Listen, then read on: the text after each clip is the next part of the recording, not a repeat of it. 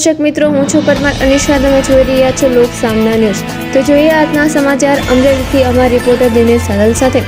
અમરેલી જિલ્લામાં વધુ એક વખત જમીન વિવાદે લોહિયાળ સ્વરૂપ ધારણ કર્યું છે. ખાંભા તાલુકાના કંટાળા ગામે જમીન સંબંધિત તકરાર એટલી ઉગ્ર બની કે સગા મોટા ભાઈએ પોતાના નાના ભાઈ પર કુહાડી વડે જીવલેણ હુમલો કરી દીધો. ઘટનામાં નાના ભાઈનું કરુણ મોત નીપજતા સમગ્ર વિસ્તારમાં ચકચાર મચી ગઈ છે. જર જમીનને છોરું કજિયાના છોરું કહેવતને સાચી ઠેરવતી આ ઘટનામાં પારિવારિક વિવાદે હિંસક વળાંક લીધો હતો. પ્રાપ્ત વિગતો અનુસાર જમીનના મુદ્દે લાંબા સમયથી ચાલતા મતભેદ દરમિયાન ઉશ્કેરાયેલા મોટા ભાઈએ નાના ભાઈ પર કુહાડીના ઘા ઝીક્યા. ગંભીર ઇજાઓના કારણે નાના ભાઈનું ઘટના સ્થળે જ અથવા સારવાર દરમિયાન મૃત્યુ થયું હોવાનું જાણવા મળ્યું છે.